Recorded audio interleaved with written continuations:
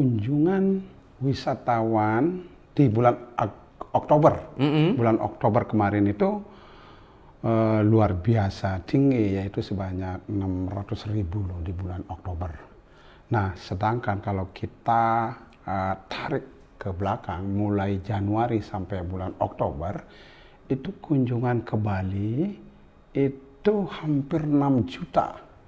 6 juta orang loh. Dengan tumbuh sektor pariwisata yang tinggi, khusus di daerah Badung, itu berarti menjadi sebuah demand ya, yaitu untuk keperluan akomodasi. Nah, ini merupakan sebuah peluang.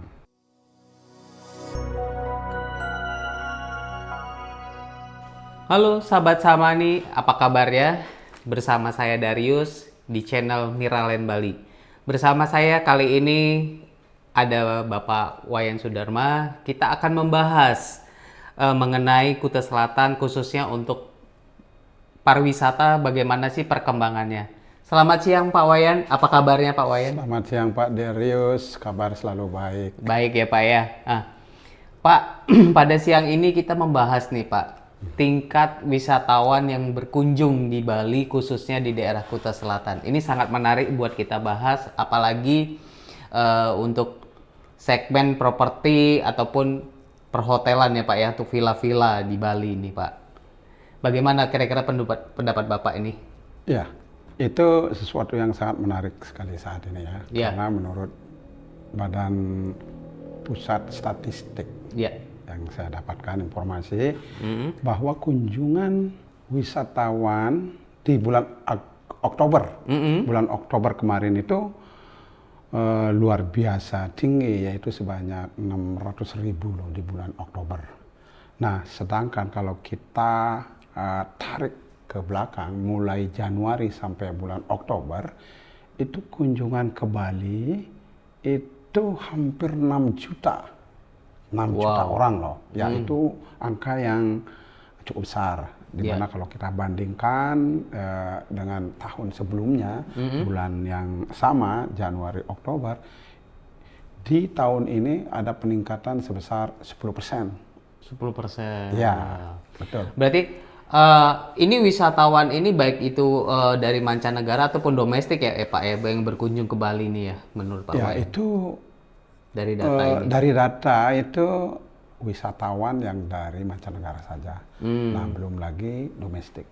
Oke, Pak Wayan, kalau kita lihat data dari Badan Statistik Bali ini Pak, ya kan Pak, di tahun 2025 ini sampai di Oktober 2025. Untuk wilayah Badung ini sendiri pada posisi tingkat pertama nih Pak, untuk hunian yang sangat diminati wisatawan yang berkunjung ke Bali ini. Bagaimana menurut Bapak ini? Ya, Badung merupakan daerah yang banyak ya, terpadat ya di Bali. Nah, untuk sektor pariwisata, Badung itu tertinggi, yaitu 63%.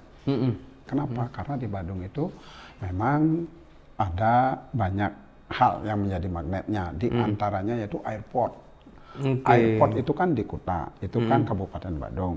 Nah, ada Nusa Dua dengan pantainya yang mewah, yang bersih, kemudian ada Pantai Kuta juga di Badung, Pecatu, Ungasan juga di Badung, sampai ke Kuta Utara ada Canggu, Kerobokan, Prerenan, itu Badung. Jadi pusat daripada wisata itu banyak ada di daerah Badung itu sendiri. Jadi angka setinggi itu artinya apa Pak? Dampaknya ke kita nih Pak, untuk dalam dunia bisnis ya, kita bilang seorang pemilik villa ataupun pemilik properti seperti villa dan hotel dan yang lain-lainnya gitu, seperti apa Pak? Dengan tumbuh sektor pariwisata yang tinggi, khusus di daerah Badung, itu berarti menjadi sebuah demand ya, yaitu untuk keperluan akomodasi. Nah, wisatawan itu datang ke Badung, mereka kan perlu akomodasi. Betul. Nah, ini merupakan sebuah peluang bagi kita yang ingin investasi properti, khususnya properti villa ya. Karena saat ini yang menjadi demand tinggi di Bali itu adalah properti atau investasi villa. Kenapa? Karena memang lebih menawarkan privacy. Jadi kalau misalnya kita ingin nginep di villa itu lebih privacy daripada kita nginep di hotel. Kalau misalnya kita nginep di hotel kan kita mandi di kolam renang itu umum ya kan. Iya, betul. Kadang-kadang banyak wisatawan yang tidak mau mandi membaur dengan umum orang lain, walaupun sesama penghuni ya Pak ya. Walaupun sesama penghuni. Iya. Tetapi mereka banyak juga yang ingin mempunyai hunian atau tinggal di sebuah tempat yang lebih privacy yaitu villa. Ya begitu ya. Jadi secara otomatis Pak dari angka yang Bapak tadi sebutkan ini Pak bahwa Badung ini sekitar 63% ya Pak ya. 63% betul. Berarti para sahabat Samani nih kalau misalnya melihat prospek ini Pak lebih saran dari Pak Wayan ini sendiri bagaimana Pak untuk berinvestasi di Bali ini apa yang lebih cocok berarti? Nah, untuk sahabat Samani dimanapun berada ya, kalau ingin investasi properti, saya sarankan itu investasi villa di Bali karena itu sekarang lagi demand. Lagi bagus demandnya. Iya bagus. Yang akan ke depan juga pasti akan naik ya Pak ya Pak? Ya, ke depan ini akan terus naik. Karena kita kalau lihat track recordnya 10% loh naik. Nah, tahun sebelumnya juga naik. Nah, kemudian itu akan menjadi sebuah investasi yang stabil. Karena keperluan akan hunian akomodasi di daerah Badung khususnya dia, ya, umumnya di Bali ya, itu akan semakin naik tiap tahun. Ini merupakan sebuah peluang atau kesempatan bagi bagi sahabat Samani yang ingin menghasilkan passive income. Pak Wayan, Badung ini yang seperti Bapak jelaskan itu cukup luas ya Pak ya, wilayah Kabupaten Badung ini. Dan coba kita zoom lagi Pak untuk lebih kecil lagi untuk wilayah yang ada di Badung ini khususnya di daerah Kuta Selatan. Apa yang menarik sih sebenarnya dari Kuta Selatan ini Pak? Ya, kalau khususnya daerah Kuta Selatan. Iya Pak. Ya, ada beberapa hal yang menjadi magnet. Kenapa wisatawan suka datang ke Kuta Selatan, khususnya Pecatu ya. Yang pertama yaitu keindahan alam-alam yang menarik. Di Pecatu itu kan ada beberapa pantai yang indah-indah ya. Kemudian ini salah satu magnet untuk wisatawan. Terutama wisatawan mancanegara ya Pak ya? Mancanegara. Walaupun domestik juga banyak juga yang bermain ke pantai. Iya, ya saat ini sudah banyak ya. Domestik juga sudah banyak. Nah, mereka kan experience-nya di pantai, melakukan surfing, diving, dan kadang-kadang mereka hanya ingin berjemur.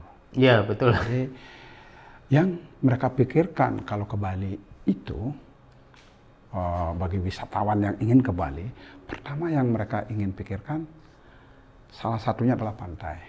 Ya. Nah, mereka berenang di pantai, mereka bisa mandi di pantai, airnya hangat, clean, dan pasirnya putih.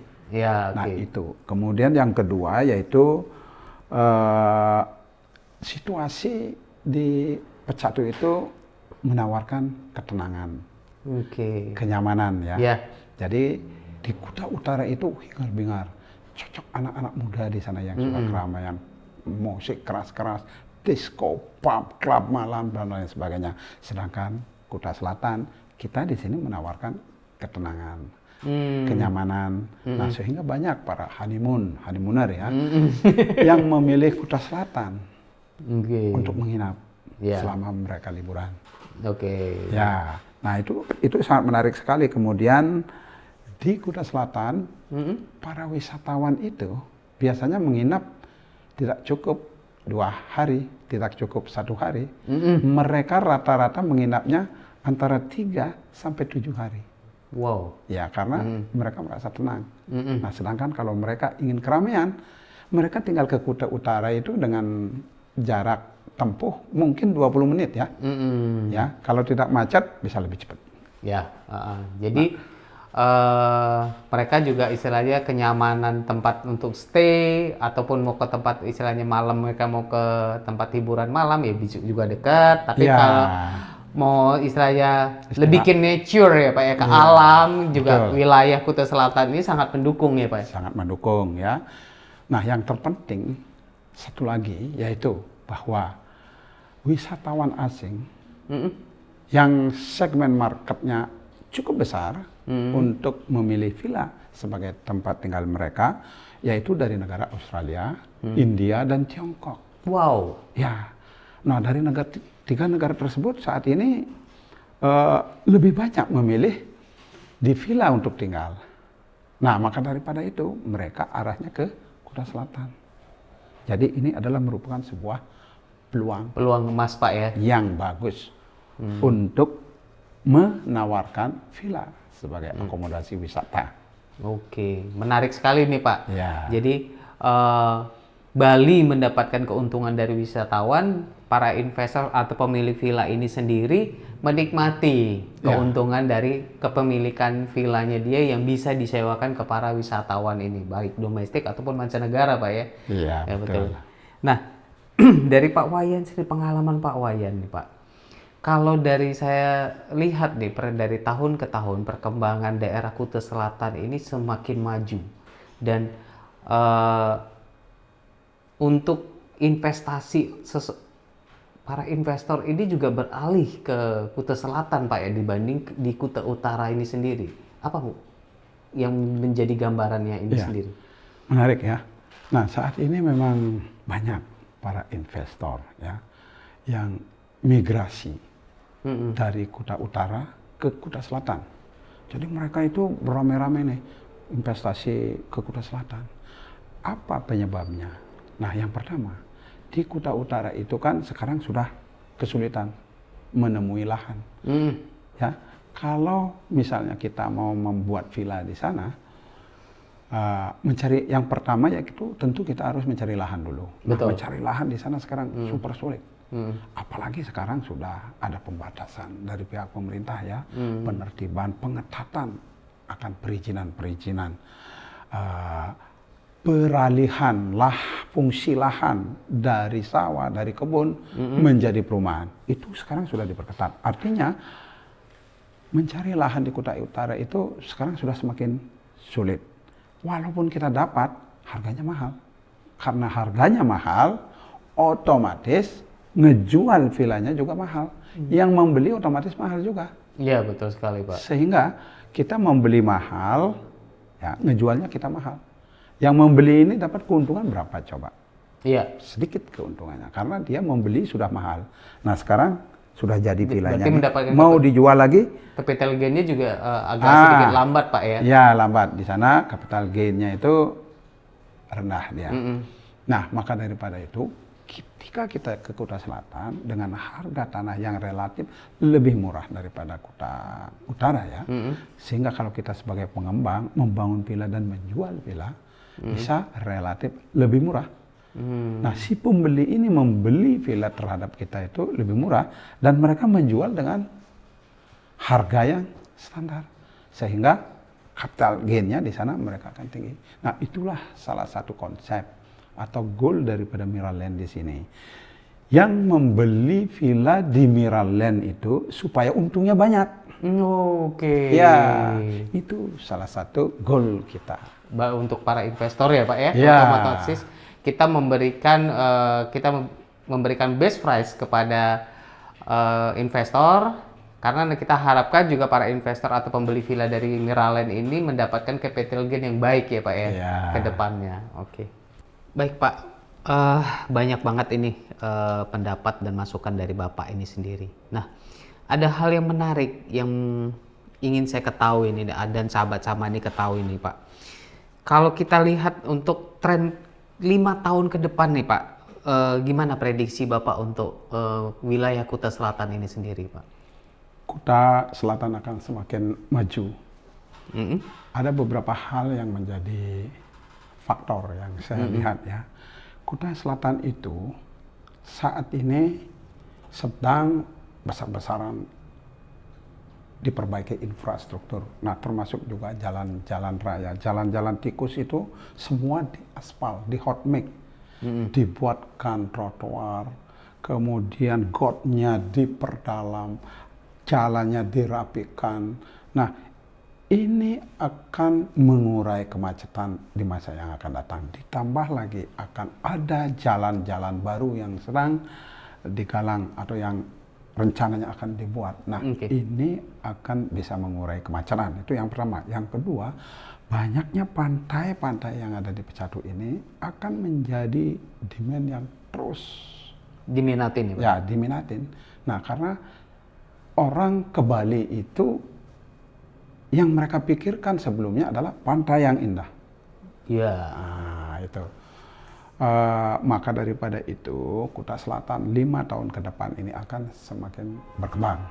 Oke. Ditambah lagi dari beberapa negara yang menyukai akan tempat-tempat yang lebih privacy ya. Ya, itu dari negara-negara saya katakan tadi, dari negara Amerika, India dan Tiongkok. Itu adalah segmen market yang tepat untuk Kuta Selatan. Segmen market yang tepat untuk menawarkan villa. Oke, berarti bisa dibilang juga untuk wilayah Kuta Selatan itu bukan menjadi sebuah kita bilang bukan untuk anak-anak sahabat Sapani atau tren sekarang itu bukan hype ya Pak, merupakan menjadi sebuah tren sendiri untuk memiliki villa ataupun investasi properti di wilayah Kuta Selatan ini sendiri Pak. Iya, betul sekali. Jadi kalau sahabat Sapani memiliki villa di Kuta Selatan, Bali khususnya di Pecatu, itu adalah merupakan suatu langkah pilihan yang tepat, cerdas. Karena apa? Karena dengan memiliki satu villa di Pecatu, itu akan bisa memberikan Anda passive income yang tinggi loh. Betul sekali. Ya. Berarti ini bukan hanya tren sesaat Pak ya. Ini bukan menjadi sebuah tren jangka panjang yang akan dinikmati oleh seorang investor gitu Pak ya. Betul. Kalau kita investasi, kalau kita ingin mengeluarkan uang 5M itu adalah jumlah yang banyak ya. Maka daripada itu kita harus berpikir jauh ke depan. Apa keuntungan yang akan didapatkan? Tentu yang kita inginkan adalah keamanan, kenyamanan, dan keuntungan jangka panjang. Betul. Nah, ini merupakan sebuah langkah yang tepat jika kita berinvestasi villa di Pecatu. Menarik juga ini Pak untuk kedepannya bahwa tren ini juga menguntungkan juga ya Pak ya. Iya, dalam jangka yang panjang. Panjang ya Pak ya. Oke. Nah Pak, ini mungkin kan ada juga yang penonton dari channel kita ini kan ada para sahabat Sapani yang baru-baru nih Pak, ya kan? Ya. Boleh dikasih info nggak Pak? Sebenarnya ini di channel kita ini Miraland Bali ini bergerak di bidang apa sih Pak? Kita ada project apa aja sih Pak? Ya. Baik ya, dengan senang hati saya bisa menjelaskan bahwa Miraland ini adalah sebuah pengembang. Jadi kita sebuah perusahaan bergerak di bidang pengembang khusus untuk villa kompleks.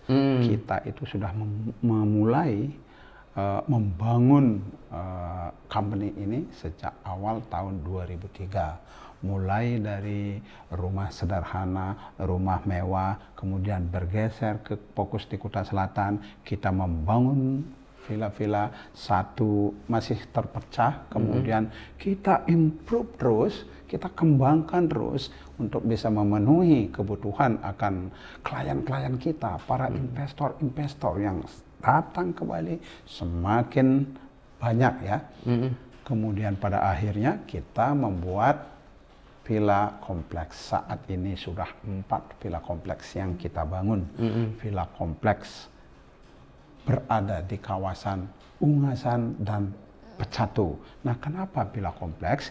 Itu kita supaya bisa memenuhi segmen market ya, untuk para wisatawan yang datang ke Bali setiap tahun, menjadikan Bali itu tujuan wisata bersama keluarga tiap tahun.